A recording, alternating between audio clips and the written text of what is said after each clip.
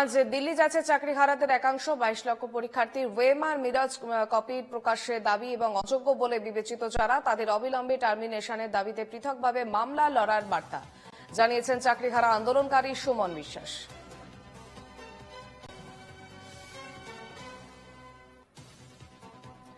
আজ দিল্লি যাচ্ছে চাকরিহারাদের একাংশ। 22 লক্ষ পরীক্ষার্থীর ওয়েমার মিরর ইমেজ কপি প্রকাশের দাবি এবং অযোগ্য বলে বিবেচিত যারা তাদের অবিলম্বে টার্মিনেশনের দাবিতে পৃথকভাবে মামলা লড়ার বার্তা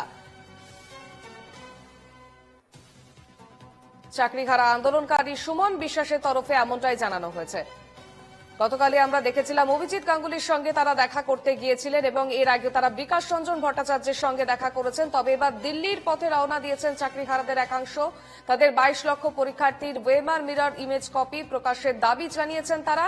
পাশাপাশি অযোগ্য বলে যারা বিবেচিত তাদের ওয়েমার মিরর ইমেজ কপি প্রকাশের দাবি চেয়ে এবার অবিলম্বে টার্মিনেশনের দাবিতে পৃথকভাবে মামলা লড়ার বার্তা পাশাপাশি এমনটাই জানিয়েছেন চাকরিহারা আন্দোলনকারী সুমন বিশ্বাস।